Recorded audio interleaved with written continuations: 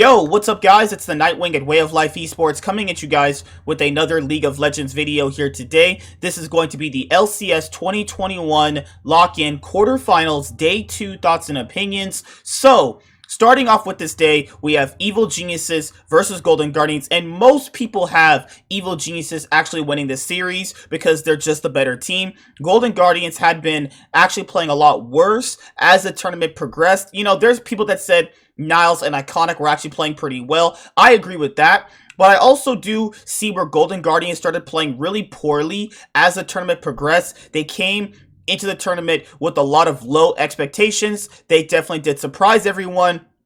But as you can clearly see, as the tournament kept progressing and progressing, they got actually worse. And I think that stands with the fact that they are a new team and this is going to happen. Now, looking at their compositions, Evil Geniuses got Renekton, Nidalee, Syndra, Jhin, and Alistar. Golden Guardians got Gangplank, Udi, or Orianna, Aphelios, and Thresh. Now, looking at it from this perspective, I don't know why Golden Guardians gave Impact Renekton. Like, what are you doing? Every single game he gets this, they win. He is literally 4-0 on Renekton. You just have to respect Bennett because Impact is playing that well on Renekton right now. And instantly when he gets this champion, he wins. Like, do you take the risk of respect banning it?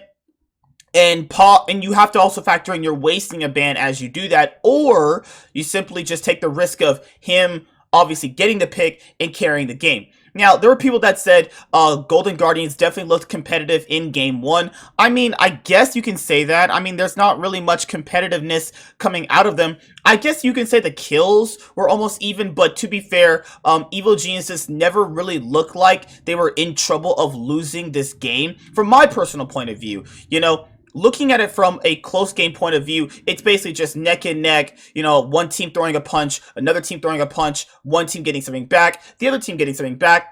Right when you saw Ignar going for that headbutt play, they definitely destroyed Stixxay and Newbie right there. That eventually led to Evil Geniuses eventually getting the Baron. Svenskeren gets the kill onto a Blaze Olive, and then the game is pretty much all but over at this point. They later on have a dragon fight, and then you also have definitely getting a triple kill on Jhin, which pretty much signifies that Evil Geniuses are going to win this game. And I'll do give Golden Guardians credit. They definitely made it a lot more competitive than what I was initially expecting. But to be fair, they do have the way worse players than Evil Geniuses, so it really doesn't matter at the end of the day. And I'm also looking at Evil Geniuses to potentially win the event. If they continue to play this well, they have looked really good all tournament long. And I hope that they can keep this consistent level of play up. The next game I was going into it, I was like, wait a minute, if Golden Guardians had a close game against Evil Geniuses in Game 1 and Golden Guardians didn't win that game, that means in Game 2, obviously Evil Geniuses know how they're going to play and just stop them. So Golden Guardians drafted Jace, Lillian, Twisted Fate, Kai'Sa, and Rakan. It's really weird seeing Rakan come out now, which is interesting to say the least. Then you also have Evil Geniuses drafting Gragas, Graves, Ryze, Jhin, and Seraphine. Now, seeing Jiizuke on Ryze is actually pretty interesting, considering the fact that, you know, when Jiizuke first burst onto the scene, well, obviously in Challenger with Giants and then on Team Vitality, he was a really big Ryze player, and I like seeing his Ryze. It's one of the best Ryzes in the LCS when he actually plays it to perfection. Then you also had Impact on Gragas, and he was actually losing this matchup decently well early on, actually, so you can actually see the later progression of how decent Impact is on specific champions compared to Renekton. I know people were definitely talking about, you know, can he sufficiently carry? I mean, to be fair, you have to kind of factor in he's not a traditional carry. I guess you can say like the Shy, Wonder, Naguri, Khan, but he can carry, but you just don't draft for it consistently. Now, looking at it from this point of view, you're looking at it from Impact getting that double kill because Niles was putting a lot of pressure on, so Evil Geniuses send a lot of resources to top lane. This game was pretty much a stomp. I'm not even gonna actually just sit around and kid you guys. This game was fucking terrible. Golden Guardians got their shit caved in. And that's to be expected because they're definitely worse than Evil Geniuses by every single aspect known to man. I get it. A lot of people say they look competitive looking competitive and winning are two different things, you know. But I guess you can just say, you know, it really does depend, you know, on the win in it of itself. But I will add in this point of view is that you must kind of look at it from this way. Just because you look competitive by how your composition looks doesn't mean you're actually winning or you're in a favorable position to win the game. I think a lot of people, you know, definitely fall into that category. Later on, Evil Geniuses beat the shit out of these guys. It's not even close. It's pretty much a Jizuke is in the side lane. Yeah, you don't go there or you die. And then later on, Svenskeren is ripping you apart. Evil Geniuses have definitely looked really, really strong this tournament, and now they move on to face Team Liquid in the semifinals for the LCS 2021 lock-in tournament. And then you have the next matchup, which is Team Liquid versus FlyQuest. Game 1, yeah, it's literally Core JJ diff because Core JJ is the best player in the LCS, and you also can see how that is a big difference between Diamond. I'm not really understanding, you know, the big sentiment with, like, Diamond and Palafox lately, because I do personally feel like they're playing pretty poorly, considering the fact that they were supposed to be the key members of FlyQuest to really push them into that middle of the pack territory. But I'm not really understanding, you know, their level of gameplay right now. Palafox is just completely underperforming, and so is Diamond to a certain extent. You know, I just don't get it, where a lot of people just really aren't pointing these things out because they just either don't want to, or they feel like they should be better, or they feel like that just because they came from Cloud9 Academy, they're eventually going to get better. And I mean, all of those things are relatively true, but you also have to consider the fact that, you know, a lot of people have been doing the same thing with Fudge, where they've been criticizing a lot of his gameplay, or they've been saying he sucks. Now, what I'm under the impression of with a lot of people is that criticizing a player, you just don't criticize the good players, but when it comes to a player that's new or a player that has been relatively underperforming, it's basically just basically, you know, dunk on them. Now, I don't personally do that. Well, I actually do. Just being honest here, I actually point out everything in general. I don't care if you're a veteran player, a star player, rookie player, anything. I'm not biased towards any player, even though I love my two organizations, G2 and Cloud9. I'm definitely not going to sit here and be biased because that's unfair to the viewer and that's unfair to myself personally. Now, looking at Palafox and Diamond overall, they have been playing bad, and it's nothing wrong to admit a player is playing bad, but they can improve. You know, I don't get where that sentiment comes from. They're playing bad. Let's point out here, they're playing bad. They're getting 2v2 killed constantly, not just by Core JJ and Tactical. No, this was happening consistently. So let's not just, you know, make this out to be the only part of this, you know. So Team Liquid drafted Kennen, Telia, Yone, Samira, and Leona. FlyQuest drafted Aurelia, Udyr, Lucian, Seraphine, and Maokai.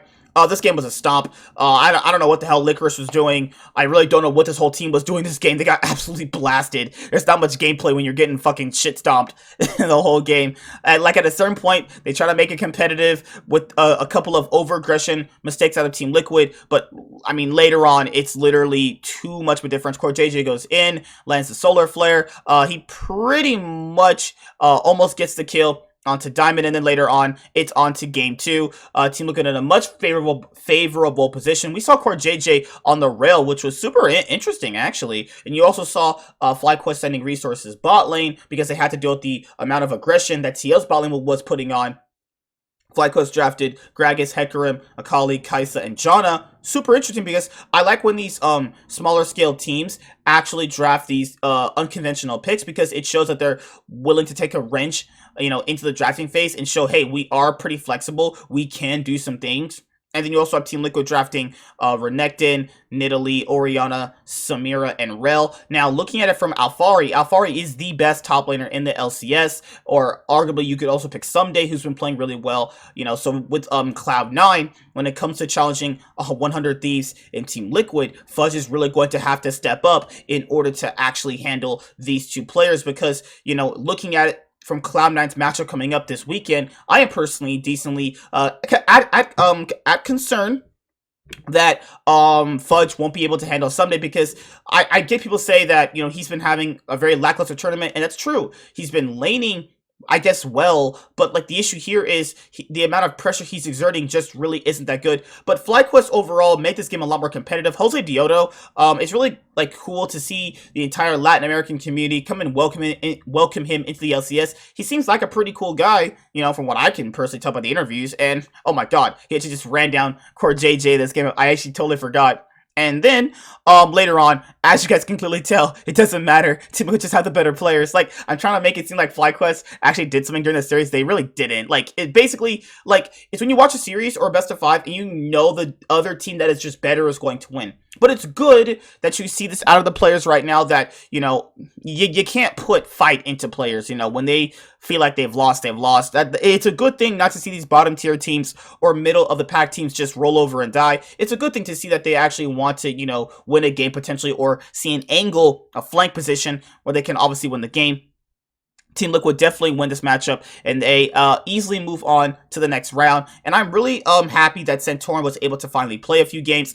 He looked really good so far, but I do want to basically judge Santorin from this point onward, because judging him from the previous games doesn't make any sense, because they didn't really have him. Now, looking at it from a semifinal point of view, that's going to be very, very different, right? So, moving on to the semifinals, as you guys can already tell from the other episode, from the newest series that I started on the channel, called The Real Esports. So, The Real Esports basically is a rebooted version of Rift Insight, because I realized I made a lot of mistakes on Rift Insight, so I wanted to obviously reboot and redo the series, just like I did with C9 Fancast, where it was basically the LOL podcast before, but then I rebooted it because of the quality of that series not being so good. So now you guys get The Real Esports as the newest live stream League of Legends podcast, which comes on Monday, 5:30 p.m. PST every Monday, for those of you guys who don't know. And then now you guys will get to see you know, us talk about League in a different light, because the C9 Fancast is more kind of like fun. Other members of the community come on and talk, but the Real Esports show is more or less so based in, you know, having a smaller condensed group about, you know, talking about the LCK, the LEC, the LCS, and the LPL. So, with that being said, going into the semifinals this week, it's going to be really, really interesting to see 100 Thieves and Cloud9 face off. I'm hoping that Cloud9 actually win, and I'm hoping that EG actually win, because I have a bet that EG is going to win, and if they lose, I have to buy an EG jersey. So, yeah, that's not going to be something pretty for me. So, EG, you better win, actually, you know. So, yeah, that's pretty much it. See you guys later. Like, comment, subscribe. Most of all, enjoy. I'm the Nightwing, Way of Life Esports, is signing out, guys. Peace. You guys have a good day. See you later. Goodbye.